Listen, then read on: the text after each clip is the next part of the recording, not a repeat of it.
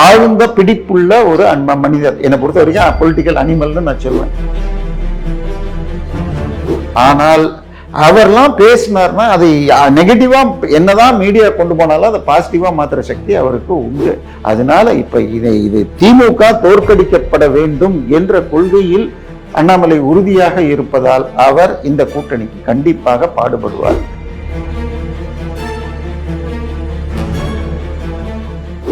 அதனால அவர் ஒரு சக்தியாக மாறியதை விரும்பாத தீய சக்திகள் அவர் பேர்ல அவதூறுகள் பரப்பிட்டு இருப்பாங்க. அவர் சரியான நேரத்தில் அவரையும் பாஜகவும் பயன்படுத்தி கொள்ளும். ஏமா சேகர் பாபுவுக்கு வெட்கம், மானம், சூடு ஏதாவது இருக்குதா?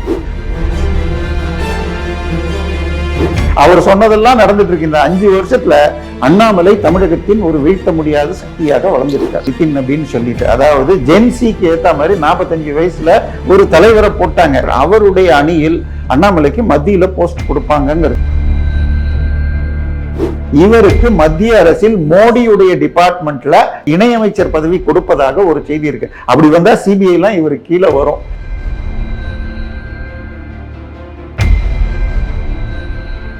உங்கள் விருப்பத்திற்கேற்ப விதவிதமா சமைக்க OMD மசாலா இப்போதே ஆர்டர் செய்யுங்கள். 4ஆம் துணை நேயர்கள் அனைவருக்கும் வணக்கம். இன்று நம் நிகழ்ச்சியின் சிறப்பு விருந்தினர் அரசியல் விமர்சகர் தேவப்பிரியா அவர்கள் இணைந்துள்ளார். வணக்கம் சார். வணக்கம்மா. அண்ணாமலை அவர்கள் பாஜகவோட ஒரு தூணா இருந்தாரு. இப்ப பாத்தீங்கன்னா, நான் தேர்தல் பொறுப்பாளர் அந்த பதவியில இருந்து விலகிக்கிறேன், என்னோட அப்பாவுக்கு உடல்நிலை சரியில்லை அப்படின்ற காரணத்தை முன் வச்சிருக்காரு. ஆனா உண்மையான காரணம் அதுதானா? இதுக்கு பின்னணி என்ன சார்? இல்ல, நீங்க சொன்னது முதல்ல தேர்தல் பொறுப்பாளர்னு சொன்னீங்க. அந்த கொடுக்கப்பட்டது என்னன்னா, மொத்தம் இருக்கிற 234 தொகுதியை 72 பேருக்கு பிரிச்சு அதுல தேர்தல் சுற்றுலா பொறுப்பாளர் வேற யாராவது டெல்லியில இருந்தோ பிரச்சாரத்துக்கு வராங்க, யார் யார் அங்க போகணுங்கிறத கோஆர்டினேட் பண்ணணும். அவ்வளவுதான். அது அந்த தொகுதி முழுக்க இன்னும் கூட அதிமுக எவ்வளவு சீட்ல நிக்க போகுது, பாஜக எவ்வளவு சீட்ல நிக்க போகுதுன்னு தெரியாது. பாஜக 65 வரைக்கும் கேட்கறதாகவும், சென்ற 25 விட 35ல இருந்து 40க்குள்ள அதிமுக முடிக்கணுங்கிற மாதிரி சொல்றாங்க. 45 கீழே போகமாட்டாங்கன்னு நமக்கு வருகிற செய்திகள் வருகிறது.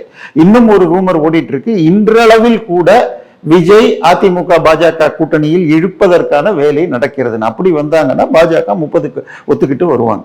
சோ இப்ப இவருக்கு 234 தொகுதிக்கும் பொறுப்பாளருக்கு என்ன வேலை இருக்கு?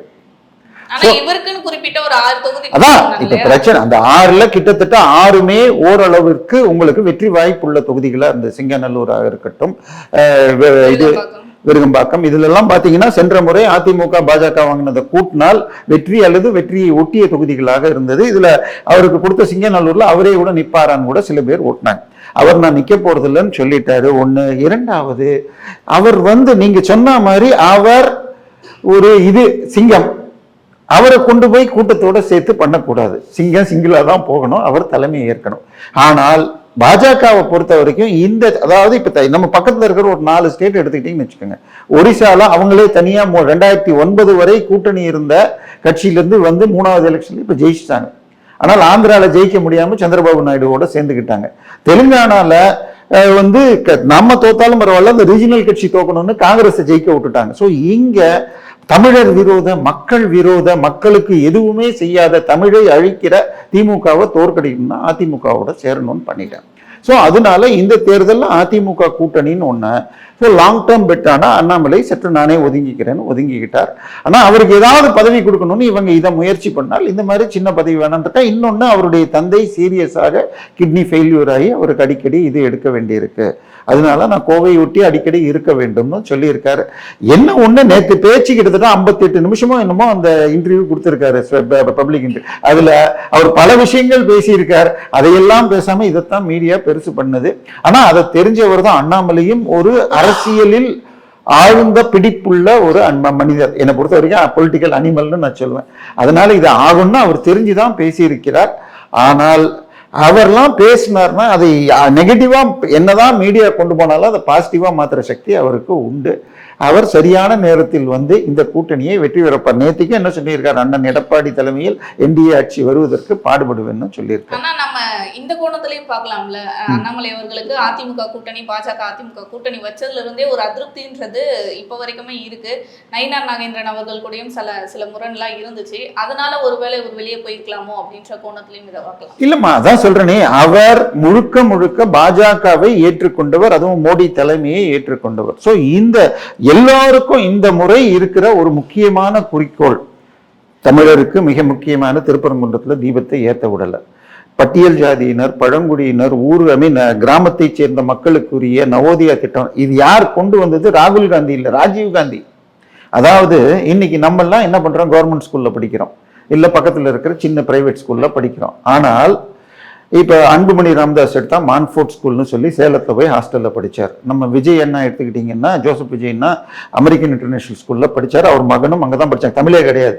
ஆச்சா, நம்ம சீமானுடைய செபஸ்டியன் சைமனுடைய மகன்களும் அமெரிக்கன் இன்டர்நேஷனல்ல படிக்கிறாங்க.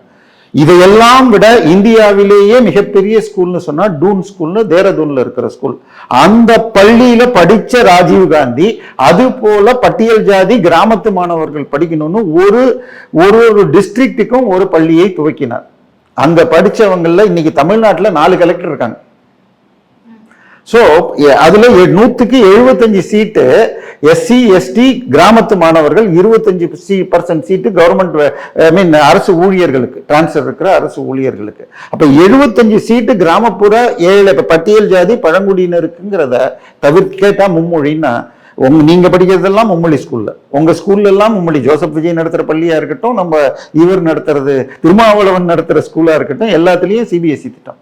சோ இது மாதிரி தமிழர்களுக்கு நல்ல விஷயங்களை எல்லாம் எதிர்த்து இன்னொன்னு ஒரு ஸ்கீம் போடுறதுக்கு, மெட்ரோவுக்கு கோயம்புத்தூருக்கும் மதுரைக்கும் அது எப்படி போட்டா அப்ரூவ் பண்ணணுங்கிறது ப்ராஜெக்ட் ரிப்போர்ட்டை ஒழுங்கா கொடுக்கணும். மத்திய அரசு திட்டிக்கிட்டே இருந்தா பிரயோஜனம் இல்லை. இந்த பட்ஜெட்ல தமிழ்நாட்டுக்கு அவ்வளவு நல்லது கொடுத்திருக்காங்க. ஆதிச்சநல்லூர்ல இது பண்ணியிருக்காங்க. ரயில்வேக்கு 7000 கோடி தமிழ்நாடு ப்ராஜெக்டுக்கு கொடுத்திருக்காங்க. சோ இது மாதிரி இத்தனை விஷயங்கள் கொடுத்தா திருப்பி திருப்பி பாஜகவை திட்டுறதுங்கிற வேலை ஈடுபடாது. அதனால இப்ப இது திமுக தோற்கடிக்கப்பட வேண்டும் என்ற கொள்கையில் அண்ணாமலை உறுதியாக இருப்பதால் அவர் இந்த கூட்டணிக்கு கண்டிப்பாக பாடுபடுவார். அதனால அவர் ஒரு சக்தியாக மாறியதை விரும்பாத தீய சக்திகள் அவர் பேர்ல அவதூறுகள் பரப்பிட்டு இருப்பாங்க. அவர் சரியான நேரத்தில் அவரையும் பாஜகவும் பயன்படுத்தி கொள்ளும். ஏன்னா இது தேர்தல் வரப்போது, இதுதான் முக்கியமான அந்த நேரம்ன்றது. இப்பதான் அந்த உழைப்பு போடணும், நம்ம தேர்தலை பார்க்கணும். ஆனா இப்போ அவர் விலகல, அவர் விலக்கி இருக்காங்க அப்படின்ற மாதிரி சில செய்திகளும் வந்துட்டு சொன்னா கேட்டுதான் ஆகணும். அண்ணாமலை அவர் சொல்றதெல்லாம் கேட்க முடியாது அப்படின்ற மாதிரி ரெண்டுமே இல்லம்மா. இப்போ ஓகே, அண்ணாமலை அவர்கள் தமிழ்நாடு ஃபுல்லா டூர் போனார். மக்கள் இதுன்னு சொல்லி என் மக்கள் என் யாத்திரைன்னு. அதன் பிறகு 200 தொகுதிக்கு நம்ம இவர் போயிட்டாரு எடப்பாடி. இவர் ஒரு 69 இடத்துல நம்ம மீட்டிங் போட்டார் நயினார். இப்ப எது உங்களுக்கு இன்னும் ஞாபகம் இருக்கு? சோ எந்த நேரத்துல எதை பண்ணினால் மக்களுக்கு பிடிக்கும், மக்கள் அதை செய்வார்கள் என்பதை அண்ணாமலை செய்வார். இன்னைக்கு இது மாதிரி ஒரு 6 தொகுதிக்கு நீங்க போறீங்களான்னு கேட்கிற வேலையை அவர் செய்ய வேண்டியதில்லை. அதை அவர் கொடுத்ததும் தேவையற்ற வேலைன்னு நினைக்கிறேன். அது சரியான நேரத்தில் ஒதுங்கி இருக்கார். ஒண்ணு அதை ஒரு இன்டர்வியூல கொடுத்துருக்க வேணாம், பட் அவர் லைம் லைட்ல இருக்கிறது அவருக்கு பிடிக்கும், அதனால அதை பண்ணியிருக்காரு. அவ்வளவுதான். இதுல அவரை இன்னொன்னு, இப்பொழுது புதிதாக டெல்லியில இவர் பதவி ஏற்றிருக்கிறார், நிதின் நபின்னு சொல்லிட்டு. அதாவது ஜென்சிக்கு ஏத்த மாதிரி 45 வயசுல ஒரு தலைவரை போட்டாங்க. கிழவனான ராகுல் காந்தி, இங்க 50 வயசுக்கு மேல போன விஜய், 50 வயசுக்கு மேல போன உதயநிதி எல்லாம் இளைஞர்னு சொல்லிட்டு இருந்தாங்க. 45 வயசுல ஒரு பிற்படுத்தப்பட்ட ஜாதியை சேர்ந்தவரை தலைவரா கொண்டு வந்திருக்காங்க. அவர் மிகப்பெரிய மாற்றத்தை கொண்டு வருகிறார். அவருடைய அணியில் அண்ணாமலைக்கு மத்தியில போஸ்ட் கொடுப்பாங்கிறது இன்னும் டிலே ஆயிட்டு இருக்கு. அது கொடுத்துட்டாங்கன்னா இதெல்லாம் தானா அடங்கிடும். அவருக்கு சரியான போஸ்ட்டுக்கு தேர்வு செய்யப்பட்டதாக ஆல்ரெடி செய்திகள் மேல இருந்து எனக்கு வந்திருக்கு. ஆனா நீங்க இப்படி சொல்றீங்க. சேகர் பாபு அவர்கள் என்ன சொல்லியிருக்காருன்னா, அண்ணாமலையை பாஜக மறந்துருச்சு, இவருதான் பாஜக இன்னும் பேசிட்டு இருக்காரே தவிர பாஜக எதுவுமே செய்யல. ஏமா சேகர் பாபுவுக்கு வெட்கம், மானம், சூடு ஏதாவது இருக்குதா? உயர் நீதிமன்றத்தில் அவர் போட்ட எல்லாமே தப்புன்னு அவ்வளவு அசிங்க குட்டு வாங்கியிருக்காரு. கோயில் காசுல இருந்து கல்யாண மண்டபம் கூடாது, கோயில் காசுல இருந்து கமர்ஷியல் பில்டிங் கட்டக்கூடாது, கோயில் காசுல இருந்து இது ஸ்கூல் காலேஜ் நடத்தக்கூடாது. இப்படி எத்தனை தீர்ப்பு கோயில் ஒரு 8000 கோயில் எங்க இருக்குன்னே தெரியலங்கிற மாதிரி அவங்க அப்படி ஒரு அசிங்கம் நடந்துட்டு இருக்கு. திருவண்ணாமலையில நீங்க எந்த 8000 கோயில்களை பழமையான 100 வருஷத்துக்கு பழமையான பில்டிங்ல கை வைக்க கூடாது. ஆனா இவங்க அதுக்கு ஒரு பழைய வந்து அந்த அனுபவம் உள்ள ஒரு ஹெரிடேஜ் போர்டுன்னு போடணும்னு 2013 ஜெயலலிதா போட்ட சட்டம் 26 வரைக்கும் போடாம இருக்காங்க. இப்ப என்ன சொல்லிட்டாங்க, அடுத்த மாசத்துக்குள்ள நீங்க போட்டணும், அது வரைக்கும் எந்த பழைய கோயிலையும் ஒண்ணும் பண்ணக்கூடாது. இவங்களுக்கு கோயில நான் கும்பாபிஷேகம் பண்றேன்னு கான்ட்ராக்ட் கொடுத்தாதான் பாக்கெட்டு பார்க்க முடியும்னு பண்றதுக்காக பண்ணிட்டு இருக்காருமா. அவருடைய காலம் முடிந்து போடுச்சு. சேகர் பாபு வந்து ஜெயலலிதா காலில் விழுந்த போட்டோ எல்லாம் நம்ம கிட்ட இருக்கு நெட்ல. அதனால அவரெல்லாம் வட சென்னை தாதா என்பதை தாண்டி அவர் ஒரு இதுவா நம்ம அண்ணாமலையையும் சூரியனையும் மற்றதையும் கம்பேர் பண்றது தான் இது. அதற்கு கடந்து போங்க, அவ்வளவுதான்.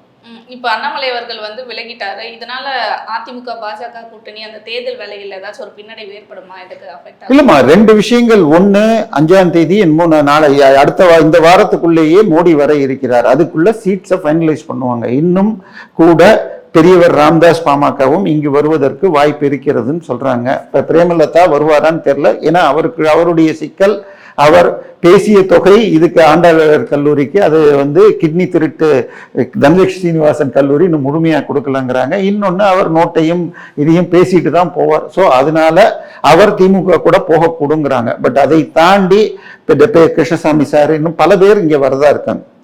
அதிமுக கூட்டணி நாளுக்கு நாள் பலம் பெறுகிறது. ஓபிஎஸும் இங்கே சேர்ந்துருவாருங்கிறாங்க. இப்படி ஒரு பலம் பெற்ற கூட்டணி வந்து சீட்ஸ் ஃபைனலைஸ் ஆன அப்புறம் எந்தெந்த இடத்துல அவர் போகணுங்கிறது, ஏன்னா அப்பாவுக்கு உடம்பு சரியில்லைங்கிற பட்சத்தில் கோயம்புத்தூர்ல அதிகமா இருக்கணுங்கிறப்ப அவர் எங்கெங்க போனா வெற்றி வாய்ப்பு அதிகமா இருக்கும் அங்க போய் பிரச்சாரம் பண்ணுவாருமா.